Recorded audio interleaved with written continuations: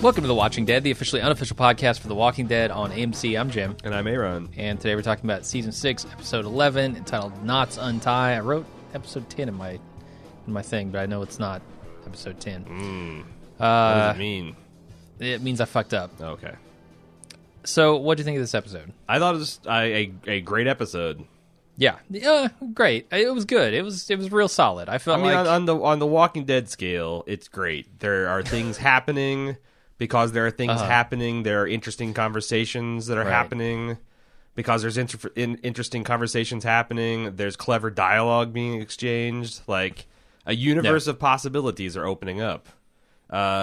Absolutely. Yeah.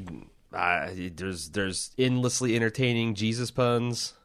Yep. Like, honestly, I'm getting a belly laugh every 15 minutes out of this show just from the Jesus, you're back. We're friends with Jesus. Like, it's hilarious. Yeah, no, I thought it was real good too. I wouldn't say it's like the finest stuff that Walking Dead's ever done. No, but it's no. You know, there wasn't anything like glaringly obviously wrong with it, and that, like you said, a lot of stuff was happening because it felt like it needed to happen, not just like, well, we're gonna go on a run and it's gonna be silly for a while. But I really enjoyed last week and this week. Yeah, I feel like the kind of, you know, if you're talking about all-time greats, the kind of thoughtful Walking Dead that we were exposed to in season 1 is never coming back. The best we can kind of hope for is a plot-driven, interesting, occasionally humorous episode of The Walking Dead. And, you know, these last two are pretty good. Like, whether they can do another one, I don't know. I'm trying to think. Their record doesn't bode well. I'm trying to think, like, the last really good three episode arc. It's tough. I mean, I know that with Herschel fighting a disease in the prison was pretty good. There were the series of I episodes. Yeah, but I don't know. I've got cautiously high hopes. Okay. For the next episode. I think with good reason. They've strung together a couple of good ones here. Yeah, and there's obvious, like, I'm not, I mean, I guess they could break away to a side party episode, the dreaded Tara Heath episode. But they've got enough momentum, they got obvious places to go. I hope they just stay with this and see where it ends up. Yeah.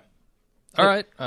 Anything else you want to talk about before we get into it? Yeah, some people wanted me to talk about what you get our opinion of what AMC is doing with the trailers for The Walking Dead, or the promos for The Walking Dead, because they've taken to airing in prime time the day after the original airing. So we're talking about Monday night, as early as Monday night. You know, last week on The Walking Dead, Rick fucked Michonne, Carl got his eye blown out, and, you know, Jesus returned from the dead. What are you going to miss this week? And it's like, they give you all the big spoiler beats of the episode.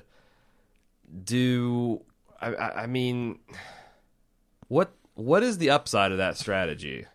Because if you are not watching The Walking Dead, or if you're DVRing it to watch later, doesn't that infuriate you? It probably would. I can't, like, I mean, I got to look at it from the other side and say, okay, what are they trying to accomplish? That's what I'm saying. Yeah.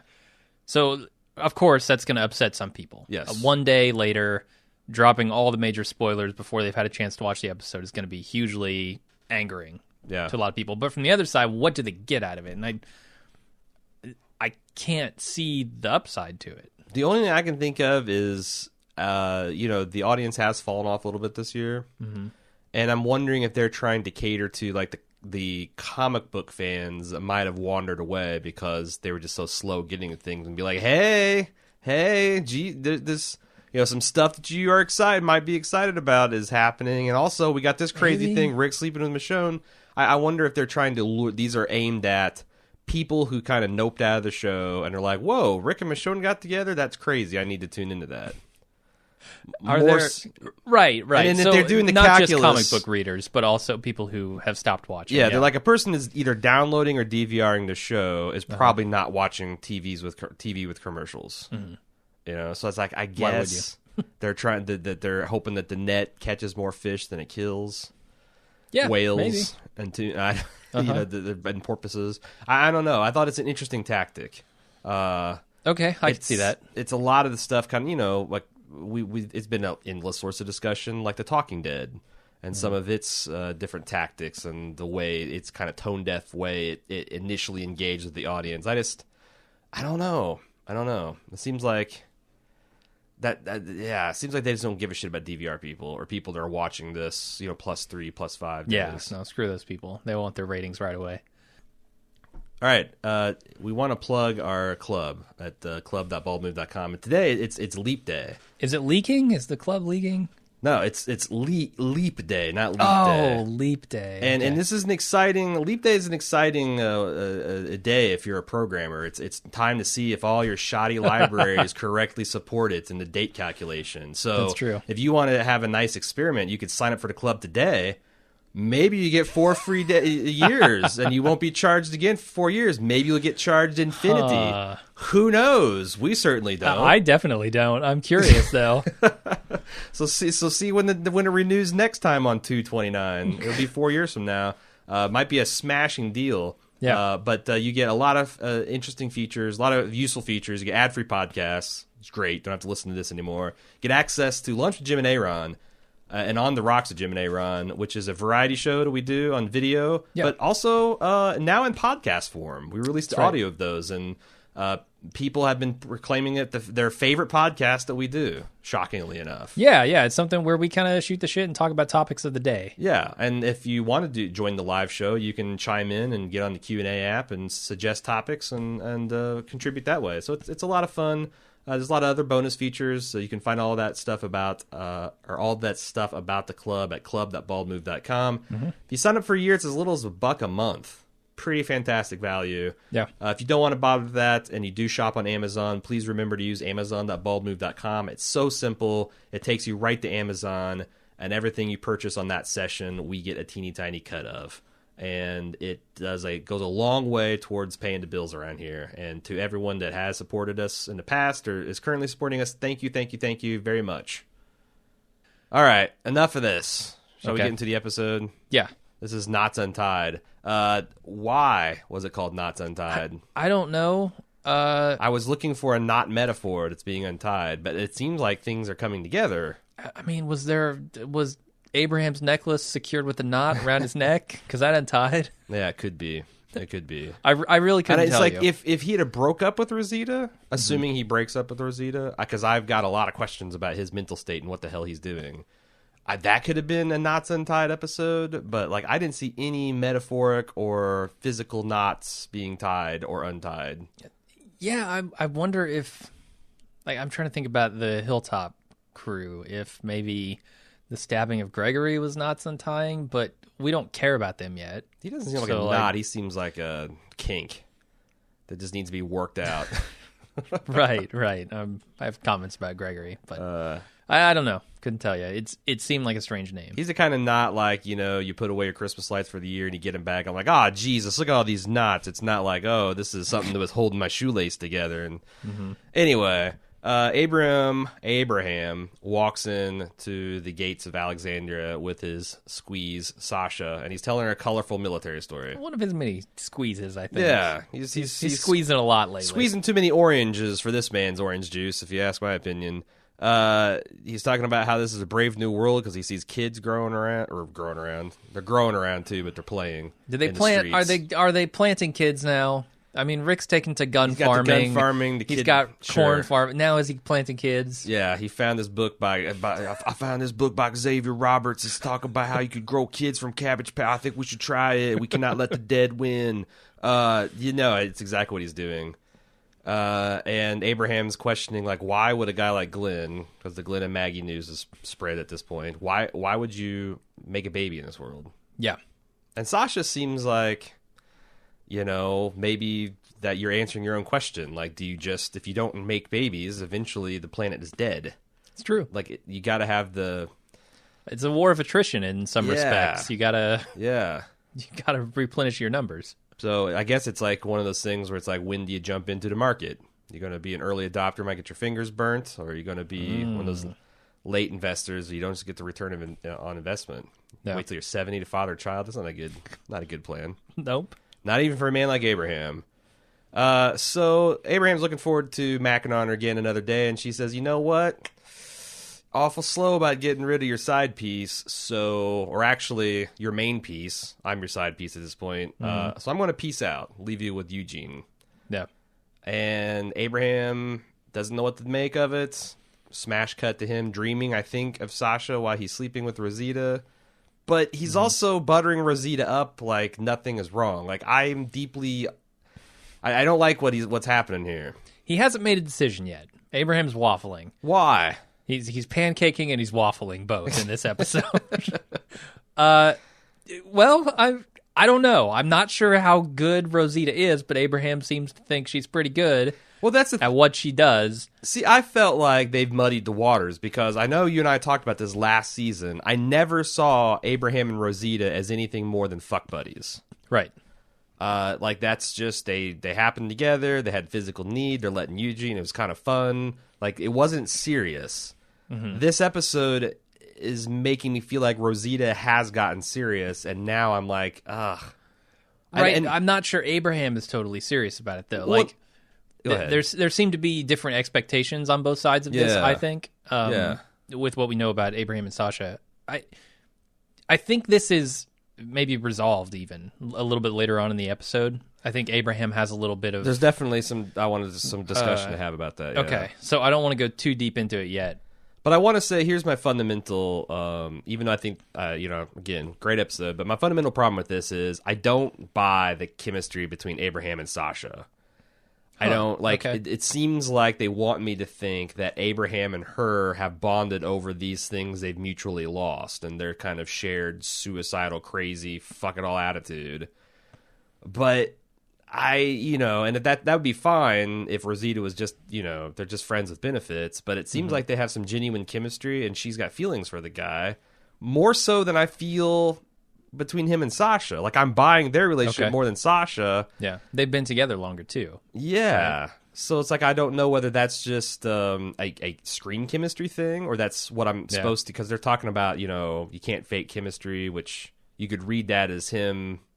I guess ironically making the comment that there's no chemistry between him and Rosita. Yeah, maybe. I don't know. I feel like once again, shit like this makes me think I'd be way into soap operas if I let myself. You probably would, because I'm like I got more notes about this shit than I do about killing zombies this week. The Young and the Donkey Licked. That's your soap opera. The Dolphin Smooth and Donkey Licked. Anyway. She makes him a necklace out of a brake light. I joked last night that it's in the shape of his mustache. It's not really, but it's also just a piece of polished brake light. He goes like all in on that. He's like, "Oh my God, I can't believe you made this. This is astounding. You're the perfect woman." I don't know why he's so impressed by this necklace. Missed a golden opportunity to break off things clean. God damn it. I hate necklaces. I'm out. Do I look like a man who wears jewelry? Next day, he's out with Sasha in the streets. Like, that's how you do. I don't know. And then he says she's damn near perfection. Like, there's multiple ways I can. What I'm trying to get at with this physically, chemistry and perfection. Maybe. Like, there's multiple ways I could take this. Like, you're close to perfection, but you're not perfection. Sasha is right. But I just, like I said, I'm not like Rick and Michonne. Yeah, that shit jumps off the page. This stuff is like not on the page. It's not on the same library shelf. They got ripped out and thrown away. I don't know. I like it from... They obviously don't care about the Rosita angle, right? They're not trying to service Rosita in these scenes at all. Well, Abraham's trying to service Rosita. Apparently. But what they're really trying to do is convey what's going on with Abraham and his thoughts about this whole thing. And I think they're doing an okay job with that. Regardless of the chemistry, I think honestly, the plot here... is working really well to sell me on what Abraham's going through. Honestly, if Abraham was just neutral in this scene and not just like all about Rosita, I think it would have, because I would have bought. That should have blown up into an argument. When they're just showing his dumb face, I'm getting what he's thinking and what's going on. Right. But if they'd had that like it's just not working out, or if he's just kind of like, clearly trying to fake the attraction, but I'm buying all the shit that he's faking. So I mean, I guess he's good at faking it. I mean, maybe plenty of people are, so it's not like... that's unrealistic. Or anything. That's what I'm saying. Like, it's fucking with me. I'm not saying it's bad. I'm just saying, like, I don't like it in a way that, you know, obviously I didn't have any problems with Rick and Michonne. Yeah, for sure. Maybe you went the other maybe a direction zombie can come and eat Rosita next episode, so we can just start off Sasha. I don't think a zombie needs to. Sasha Ham. I think the writing's on the wall there. Okay. Already. Okay. All right. Maggie's burning the midnight oil, building tomato trellises with PVC pipe. She's worried that they're trying to double the crop volume, but on the other hand, she hasn't even seen a single bud on these tomatoes. Has she seen The Martian? Because, I mean, she needs to figure out that, tomatoes are not the way to go. No, that's one of the most unfortunate things about the zombie apocalypse. It prevented The Martian from ever being made. I mean, they've planted cucumbers, for Christ's sake. Yeah. Cucumbers! Yeah, one of the most calorically deficit things. Yeah. It's crunchy water. We saw what happened with Lori. I mean, someone's just going to be in the kitchen cutting cucumbers, and Enid's going to get out. Yep. And all hell's going to break loose on the farm. Yep. I'm sorry, Alexandria. Yep. Well, you know, they're trying to make it a farm. They're doing a poor job of it. Yeah. And then isn't Maggie a farmer? Doesn't she know the difference between fucking farmers market shit and crops? She is, which yeah. I mean, if you want calories, plant calories, not tomatoes. Yeah.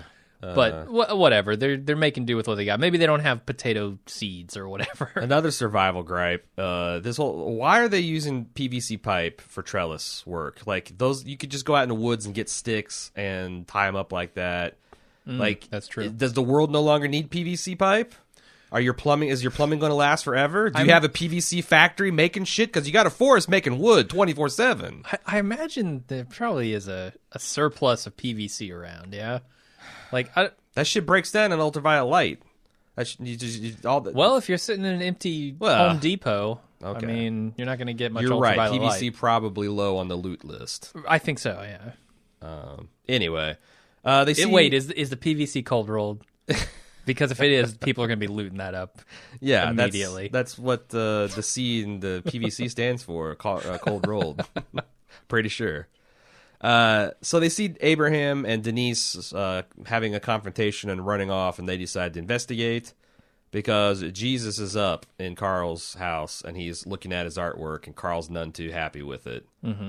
And I thought this is a pretty good scene because Jesus says what he thinks is going to make Carl relax. Hey, I'm waiting for your mom and dad to get relaxed. But you can see Carl like, what the fuck, my mom? Like, you're a stranger. You don't know my situation at all. Right. And he doesn't know the situation at this point. So like he's learning new news through Jesus. Except for like, I took it as not like, oh, Rick's boning Michonne. It's more like this guy doesn't know my dad or my mom. He's just trying to snow me, thinking I'm a kid. But I feel like there's a little bit of confusion on Carl's part too, though. Right? Like, my mom? For sure. What? For sure. Who's dad with? Because if he's convinced that Jesus is up to no good, he just blown his skull off. Yeah. Yeah. But he does make the stink eye, and about then the whole group converges because I don't know how they found out that Jesus is broken free, but they have, and they all meet up and, you know. Probably the guard finally realized it. How? He went in to check on him, give him breakfast or something, and... Oh, not there. He woke up, started awake, like, oh, whoa, Jesus is gone. Saw a Jesus-shaped hole in the drywall where he jumped through. Sure. You can't cover every piece of drywall in a building. So Jesus lays it all out for him, the situation. And I think this makes sense. Like, the reason he escaped is to come back with leverage. You know, if he stays in the cell and waits to talk to him, he doesn't know how many people there are. He doesn't know how many supplies they have. He goes out and does all this reconnaissance, and then he's coming and negotiating from a position of strength. It's just smart. I'm getting the sensation that Jesus is smart. Yeah, and I don't know how smart Gregory is, but he does basically the same thing later on. Yeah. With wanting to get information before talking to people, and it's... I don't know if that's standard operating procedure at the Hilltop, but it seems like it. We also get I took it as a hard count of how many people are in Alexandria. 54? Yeah, Maggie says double that, but that seemed purely like posturing. I think Jesus got the fucking lay of the land. He might be off by a few, but he's not off by 50. No way. No. And he asserts that they're on the same side, the side of the living. And this seemed like an exchange amongst equals. Yeah, and everybody understood, I think, what the situation was. There was people telling lies. Those lies were acknowledged and not called out, and nobody was like, bluffing and blustering. Well, there's bluffing, but no blustering, and it just seemed like smart, level-headed people negotiating, and I liked it. Yeah, and kind of laying it all out on the table too. Sure, Jesus is lying occasionally, but he's also speaking some truth, and Rick is acknowledging it. He's picking up what Jesus is putting down. He's acting like what Rick's group would act like. Yeah, I think that's if he was just openly telling the truth, you'd think he's a rube. If he was blatantly telling all kinds of malicious lies, you'd expect that he was a bad guy. Yeah. This is kind of what it would be like to make first contact with Rick's group. Unless they try to torture you with applesauce. And I think that's why Rick is buying what he's talking about here. Yeah. Like, they're still being cautious, too, which I really liked. They're not just like, all right, Jesus, take us to your town. Sure.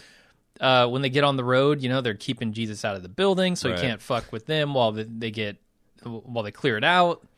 Just like a lot of real smart stuff on their part. Gotta keep Jesus separate. Okay. Especially, where are we going with this? I don't Church-state separation thing? That's exactly where I was going. Okay. Because, they crashed into a government building, and you let Jesus in there, and God knows what happens. The Constitution just bursts into flames. Anyway, so there's a couple things that are exciting ideas. Okay.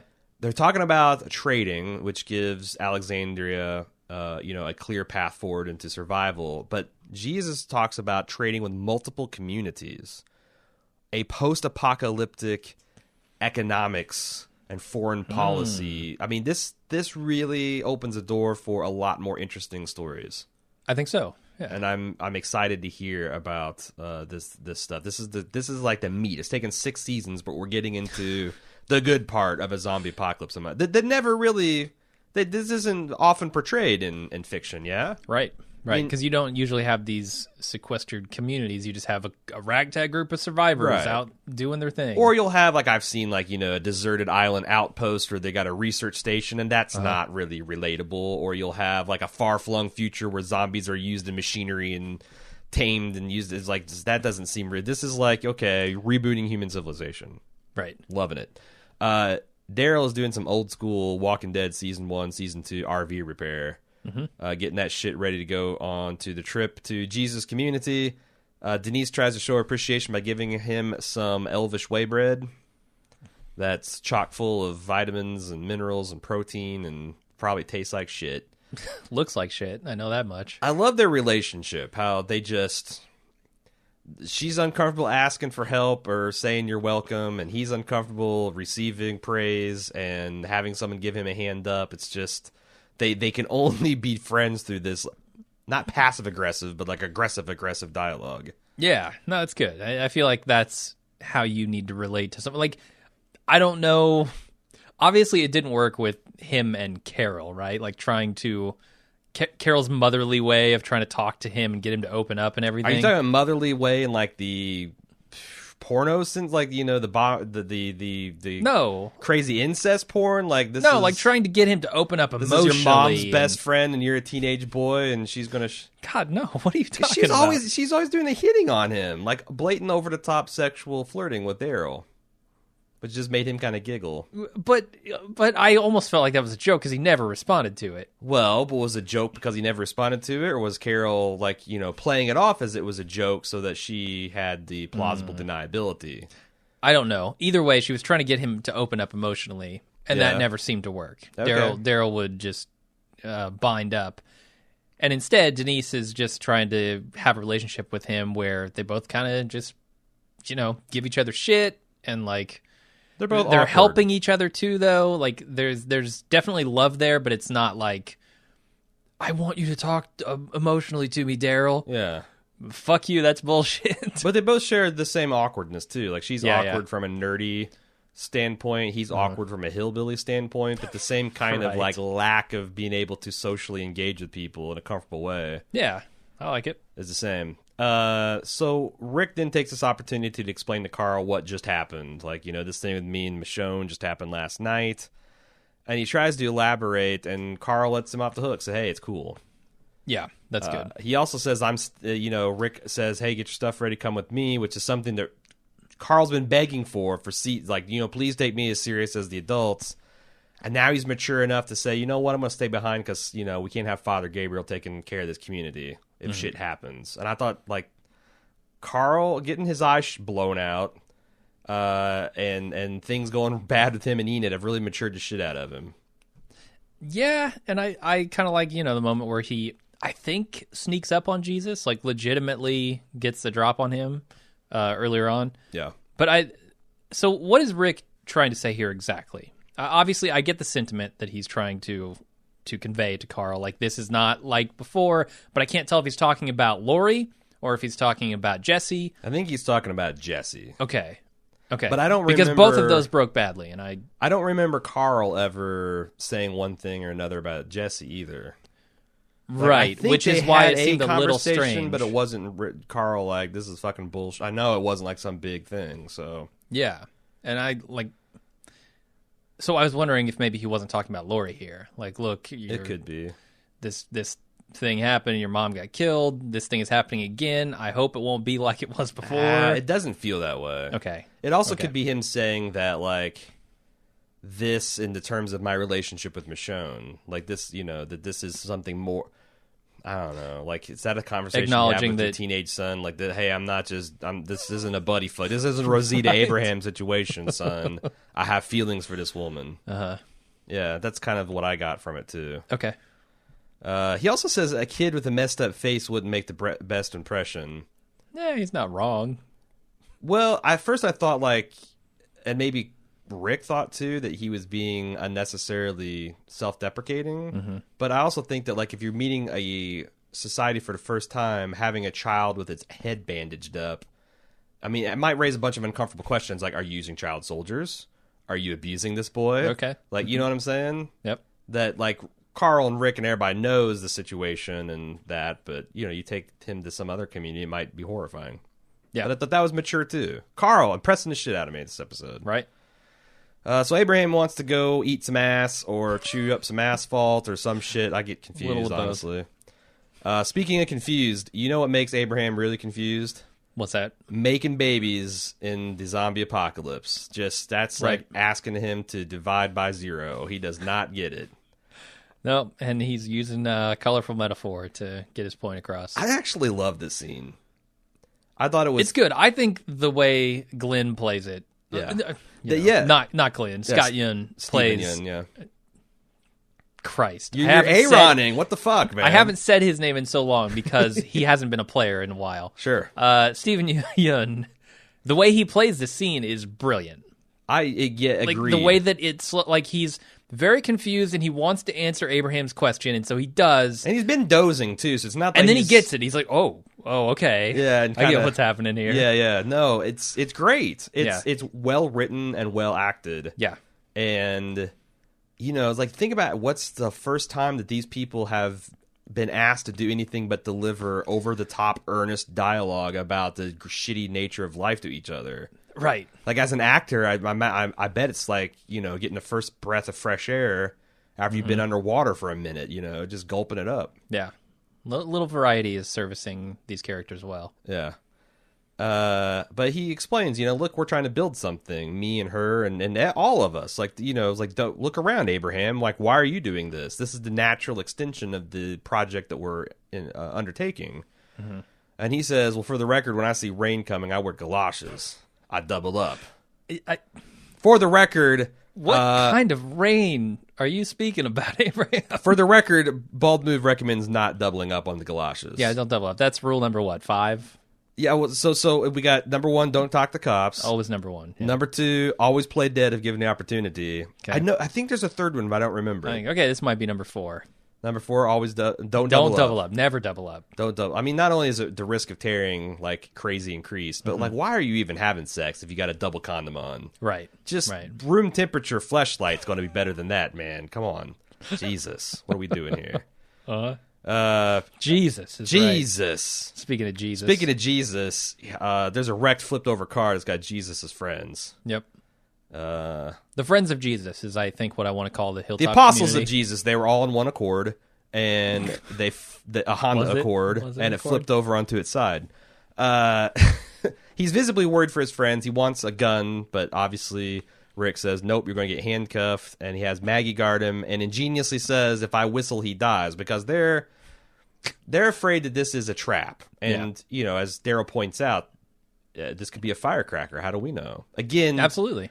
What I'm thinking is, if this is in fact a trap, then Jesus is operating the same thing with what we talked about with the box truck. Like, how the fuck do you have a double, triple, quadruple, quintuple cross kind of plan? Like, what Maggie should have asked is, what if I hear you whistling through your own blood? Like, if I can. Like, is it too late at that point? Should I make a run for it? Well, I guess it's just like, the thing is like, you're going to die. This is kind of, it gives Jesus notice that this is a trick. This is your last time to get out without you personally facing consequences. Right. But I liked it.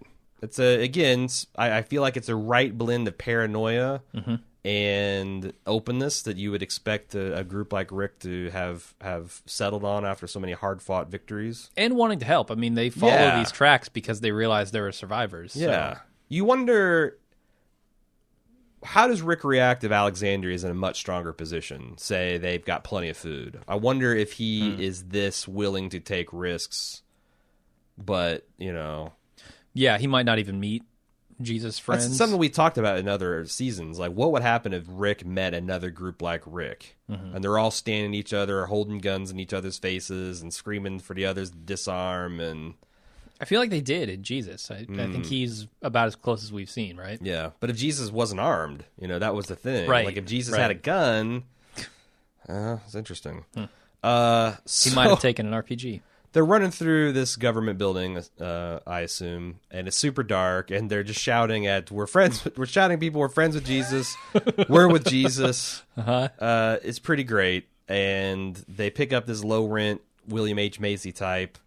They rescue him. They find this other guy who's hurt from the crash. I think his name is, I don't know. Call him Jim. Freddie. Call him Jim. It's actually Freddie. Because he's about to meet the same fate as Jim. Really? Yeah, from season 1. They should have just tied him to a tree and given him a gun. He's actually hurt. He's in some kind of medical shock. Does anybody buy that? Does anybody really buy it? Abraham didn't buy it. Like, he saw that gray skin, and why did Abraham zone out in this instance? I don't know. I don't know. I feel like they're building to the moment where he starts getting choked out and realizes he's about to die. I know, but it doesn't, like, this type of zoning out doesn't seem like it has anything to do with that other type of zoning out. I mean, maybe he's just life is fleeting. Maybe he's having that sort of recognition there. He's really getting philosophical as he's choking dudes out. Yeah, I guess. Mace, the William H. Macy guy turns out to be Harlan, who is a doctor. Not just a doctor, but an obstetrician. Right. And there's a really cute scene of Glenn and Maggie just looking like they won the fucking lottery, and they're like, "Oh, this is a sign. We're doing right. Got Jesus on our side now." In the RV on the way back to the community, the Hilltop community, Freddie talks about his wife.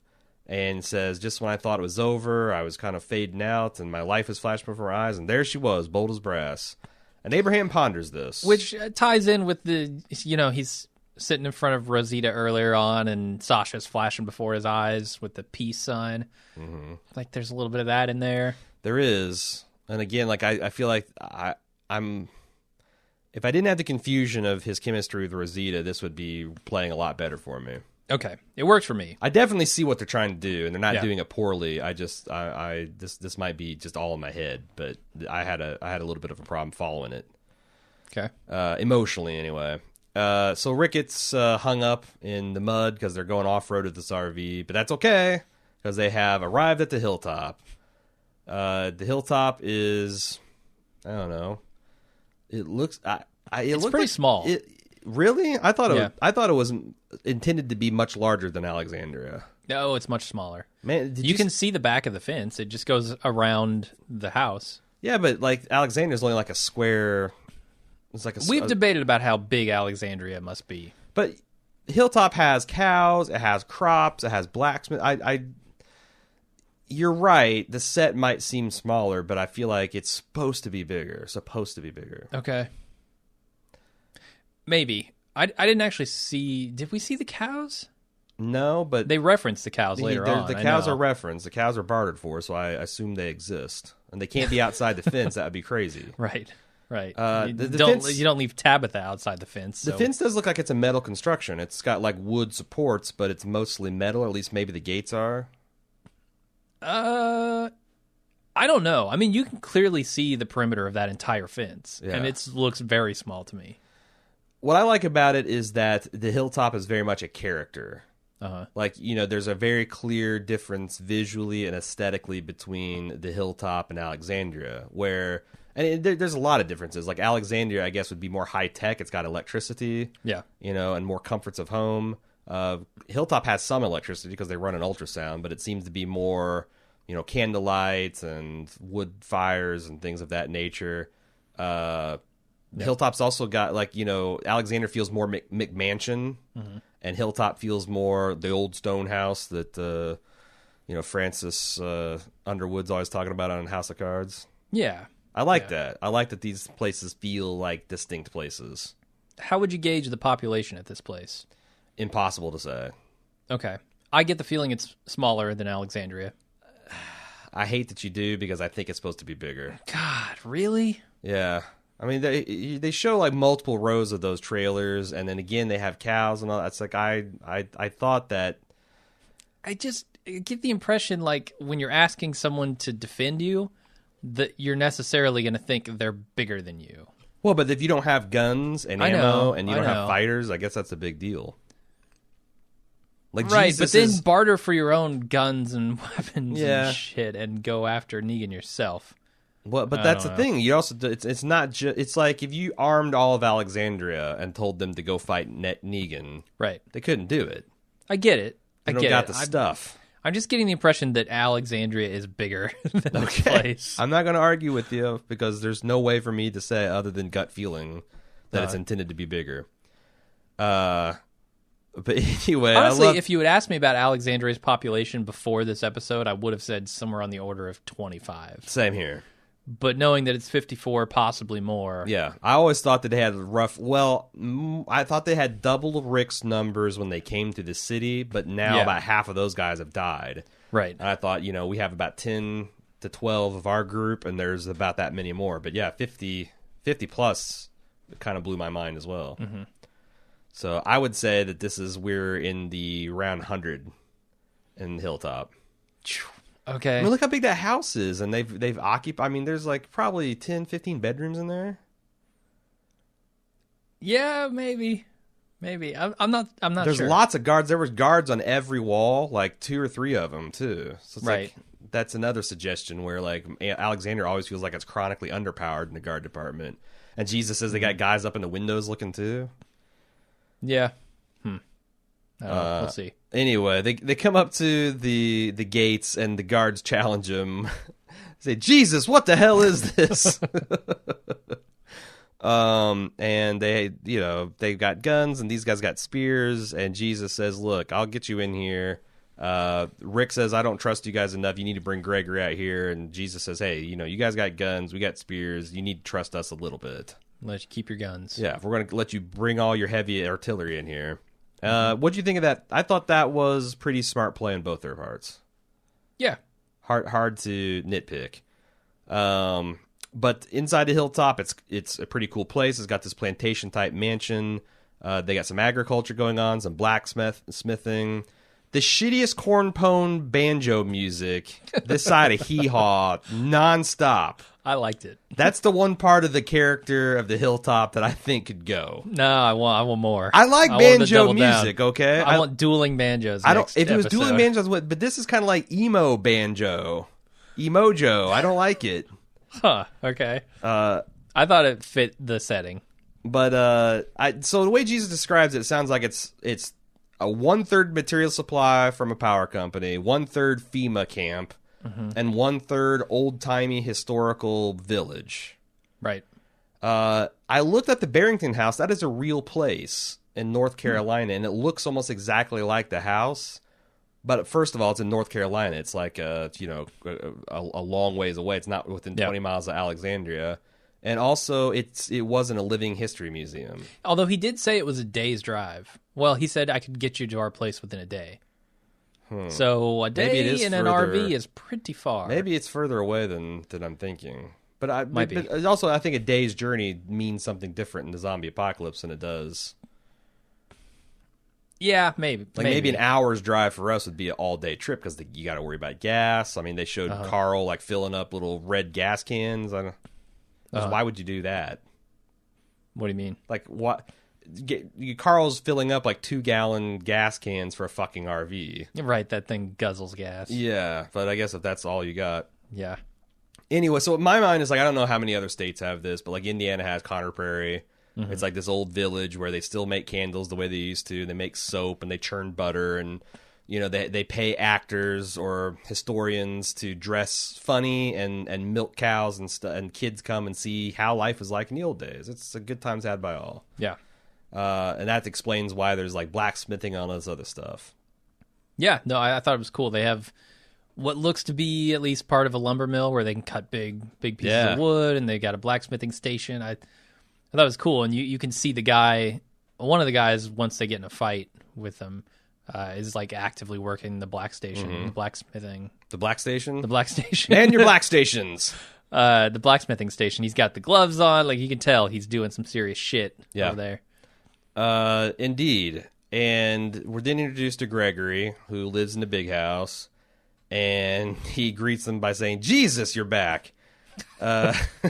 Gregory's introduces the man that keeps the trains running, which I always associate with like Mussolini and Gestapo and Stalinism. Like, it's not this guy's a beloved leader. This guy's a great guy. This guy's got his shit. He makes the trains run on time. This is the guy that gasses the Jews. This is the guy that commits the atrocities. That's what I'm getting from Gregory. Oh, man. Yeah, I could see that. Which is overselling Gregory. I think Gregory's more of a creep than he is a Hitler. I don't know what Gregory's game is yet. I'm giving him a little bit of time to. Are you getting like a fucking idiot vibe from him? A little bit. I'm also definitely getting the creep asshole vibe from him. That's that. But I fucking idiot's part of the creep portfolio, right? But I'm not sure how much of that is just. I don't know if power play is the right word with Maggie. Like some kind of just all this fucking with bullshit Maggie for power some reason. play. Like Rick says, "Hey, I'm Rick. Go get a shower. It's hard to keep this place clean." Like that's that's not a power play. You don't think so? No, that's him buying time to get debriefed to debrief Jesus.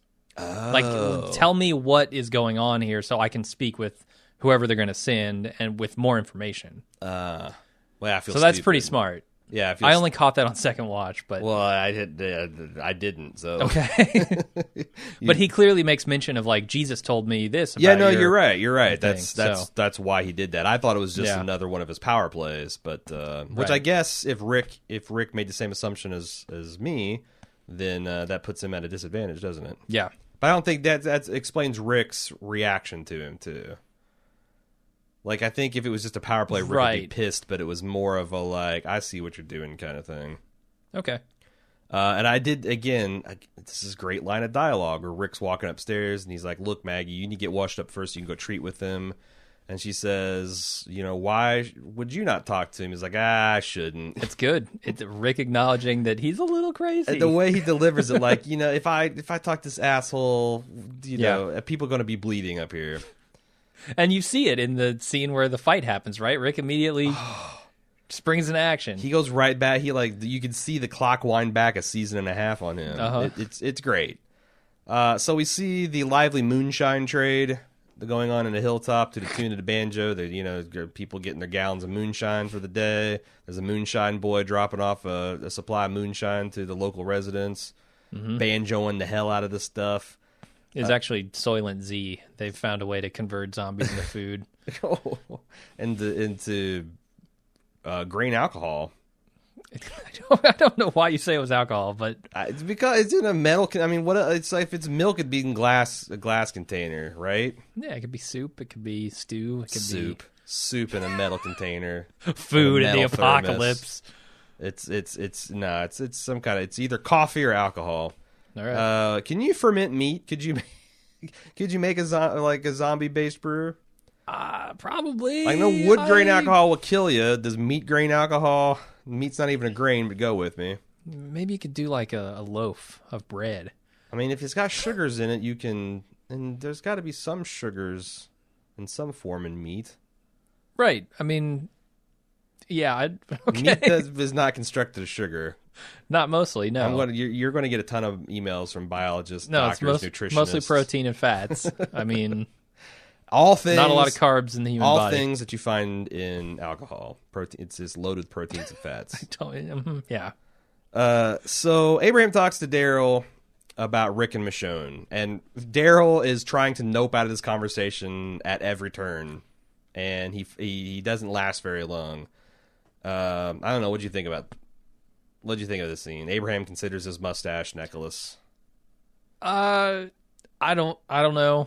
I didn't have much to say about this scene. I will say that I felt like there's a brilliant scene where they're all passing around the sonogram of the Glenn and Maggie's baby lady, right? Her baby later, and I feel like that this scene set up a lot of the kind of payoff in that. So like, even if it didn't do anything but set up the funny reaction Daryl has to their baby picture, it was pretty good. So we get right to the power plays. Maggie goes meet with Gregory, and he automatically forgets her name intentionally, and then tries to, just belittle her at every point. I think he straight up propositions her by the end. Yeah, he's definitely... I don't know if hitting on her is the right word. He's definitely playing the sexuality angle for his own benefit here. Yeah. And I immediately, during live watch, we're just like, no, fuck this guy. Yeah. So creepy, so disgusting. He doesn't do that in the second conversation they have, and I don't know if that's because Maggie has set him straight, or if that's because this was kind of an act, and now he can drop his guard a little bit. I don't know. I say that only to back up the idea that I'm giving him a little bit more time to prove to me that he's not the disgusting creep that I think he is at the beginning. Well, that's fair enough, but I want to talk about that if he's backed off any in the final scene in the bedroom. Okay. But I thought Maggie acquitted herself well here. She tries to stick to the point about trading.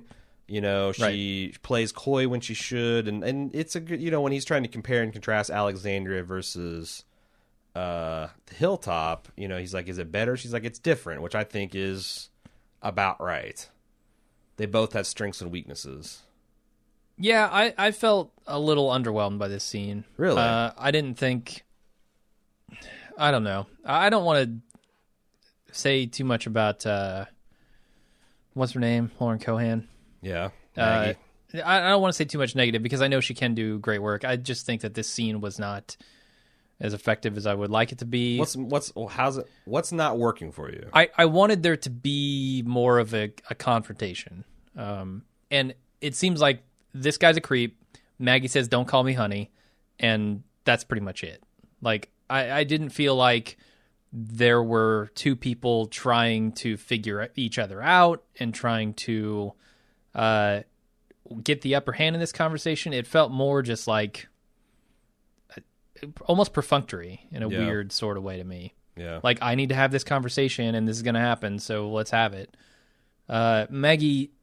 And when Maggie tries to be forceful with him, I didn't buy it. The acting didn't sell me on it. Well, I think part of it is that they, in another universe where they've actually been doing some interesting things in the background rather than as wallowing in stupid plots, they could have had Maggie as a farm girl. One of her arcs at Alexandria is not just sitting at the great Deanna's feet and learning how to be a leader, but she could be like, "Why are you all scavenging 1.5 years behind these walls? Why haven't you tried to do crops? I'm a farm girl from Georgia. I grew up on a farm. I know how to farm."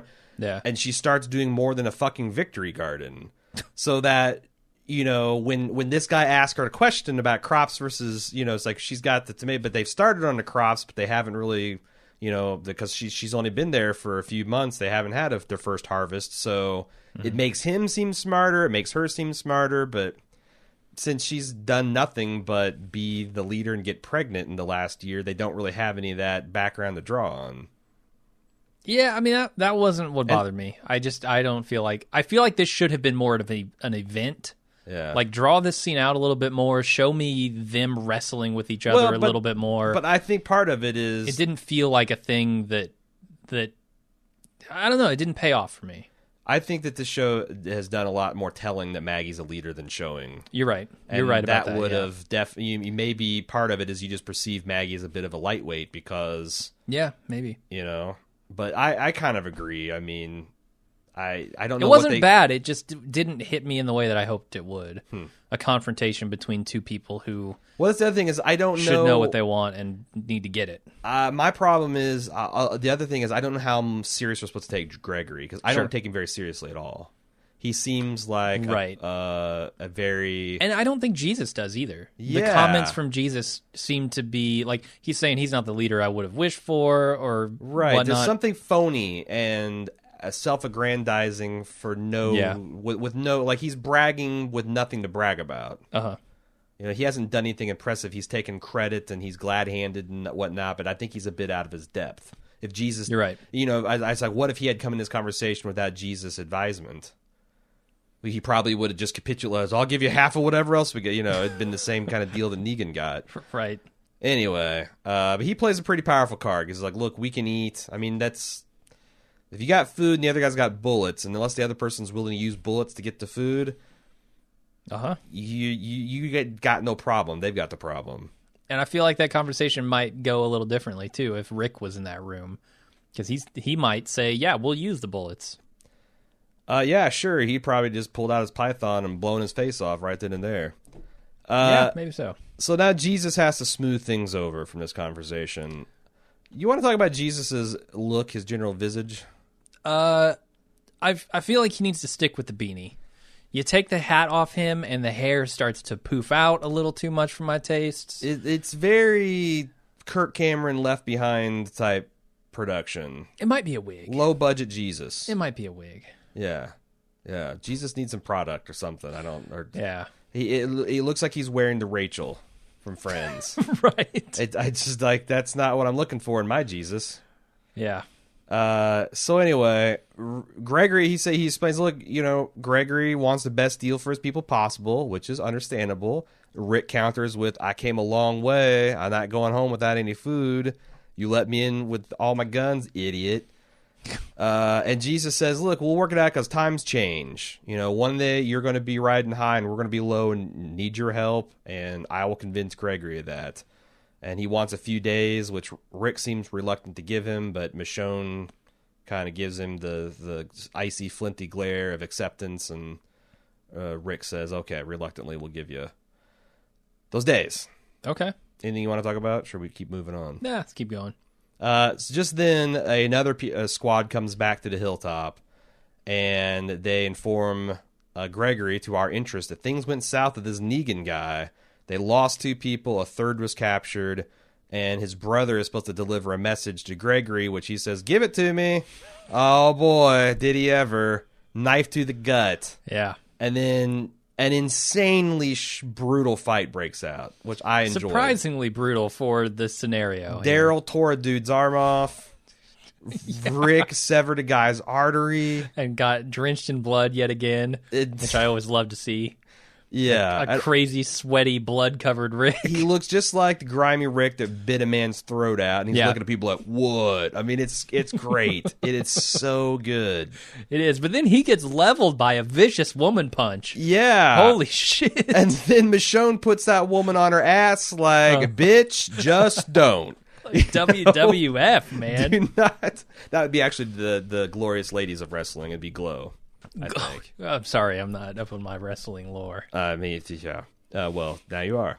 Okay. So, and Jesus comes in and just stops the fight with his sheer force of will and positivism. Well, he talks everyone down, right? As Jesus does. What do you think about... So I want to talk about this character of Jesus. What do you think 2 weeks into the Jesus experience? This is Galilean radio coming live. What do you think of the Jesus experience? I'm compelled by his message. His message being one of, I don't know, magic. You really feel like you want to turn your life around? I need to see more badass Jesus. Like that's the part of Jesus that I like a lot, is him being wily and like getting out of situations and surprising people. But here's the thing about Jesus. He appears to have zero personality defects at all. He wants what's best for everyone. He doesn't want anyone to die. He might, he might be, devious and try to trick you, but he always has a good reason for it, and it's never malicious. Like, he's likable, he's handsome, he's a ninja. He is this almost too perfect a character, and I'm trying to think whether it's a hack that Robert Kirkman took this character and named him Jesus, or if it was a private joke that, like, I'm making this character that has zero flaws. I know I'm just going to lampshade it, call him Jesus. Is it brilliant or ridiculous? Can it be both? Yeah. Okay. It's brilliantly ridiculous. Like, if you want to go over the top like that and just pin a fucking rose on it, do it. You should roll your eyes so much at Jesus because he's like kind of like what if Michonne came into the camp super sane, super smart, and super like positive. That's essentially a badass version of Michonne that has no downsides, no trauma. Yeah. I really want to know more about this. Like, how did he arrive at this state? Especially when you're in this hilltop, like being run by a doofus. That's the question I have: is how? Why isn't Jesus the leader of the hilltop? Yeah, because it seems like everyone likes and respects him, even the guy running it. I mean, if he's unwilling to exert force to get his will done, then maybe that's just how it shakes out, But Gregory's willing to do other stuff. I don't think I agree that he's unwilling to exert his force of will. Right. To get I mean, he would have killed people if he thought they needed killing. Yeah, and he did steal the stuff from Rick and Daryl when he thought they were scumbags, which fair enough.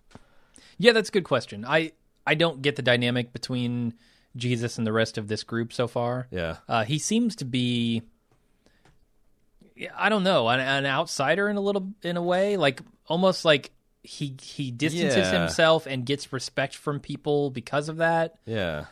But I'm not certain. He's like the kid at school that everyone's cool with. Right. Like, but again, why isn't that kid just the president of the student body? But a lot of times he's not. Yeah. I don't know. Takes away his time from crushing pussy and drinking beer. I don't know. But I should hate this character and think he's flat and one dimensional. But there's something about, and the performance isn't great, and the guy does look like he's wearing a bad, Jesus costume, especially in this where he's wearing the white robes. I mean, Jesus, it's Jesus. It is. I also think it's a little different from characters we've seen in the past. That's right? True. Like, you take a governor or somebody and you meet them. He's the anti-governor. He seems to be just repeated over and over in this world. Yeah. I like that there's somebody different, somebody who's virtuous and good. And I got to say, I also like the fact that Gregory, while he's kind of a creep and a lightweight, he is very different than Deanna. Yeah. Like, I think that was in this, if I'm going to give a thumbs up to a remix, one of the things I remember when I was reading through the comics is kind of like, man, all of the guy that ran the Alexander Safe Zone and the guy that ran the Hilltop are kind of very samey feeling to me. Part of it is the guy who drew it, like, he tends to make everybody's faces look the same, but also just like their personalities is kind of like, it's like, oh, we've got a good non-Rick leader archetype and everyone fits in this, where I thought Deanna and now Gregory feel distinct personalities. Seems like it. I can't imagine Deanna ever, like, I don't know, looking at Rick and calling him honey. No. And I know they had confrontations too, and they had some uneasiness, but they were different types of different tone to it. And getting Maggie up front and center, I think, helps that too, because it's not just Rick butting heads with everybody. Yeah, and it makes Rick look smart. To like, I'm not the diplomatic one. Call me when you declare war. So Abraham, the other thing I want to talk about is him zoning out. So he gets about choked out by some idiot, and he looks like he's just going to let it happen. Like, I don't, for a minute, buy that this guy could get the better of Abraham, even if he's got him in the full choke position. Like, Abraham would just bust out of there like the Hulk. What's going on? I think we're supposed to buy that he does, in fact, have him dead to rights here. Really? Yeah, and that Abraham... I was hoping for something psychological, because I don't buy it. There is something psychological with the reason he's not fighting and stuff. I feel like Abraham doesn't want to make this choice between Rosita and Sasha. It's a hard thing that he's struggling with. Like who he is and who he's going to be in the apocalypse, right? Is he going to be the guy who's just boning chicks left and right and drinking, like smashing beer cans on his head and firing RPGs? Yeah. Or is he going to settle down and, make some pancakes? I feel like there's a real struggle there, and Sasha and Rosita kind of represent two sides of that. Well, here's a hot take. And then I think he's made his decision once he's saved here. I think we're going to see him push full force onto the side of Sasha. Push, because honor Bush. I think this is symbolic. He doesn't drop it, but the necklace falls off his neck, and he doesn't even think about it or pick it up. Well, I feel like that represents... It is a stupid piece of brake-like glass. On the thinnest chain. She should have known that would have just busted immediately. But I think that's symbolic of him having coming to a decision there. Here's the thing. So you said something I think is key, that it's a tough decision for him. Yeah. So, let's say it's 55-45. Right. In Sasha's favor. Is that something you really want to...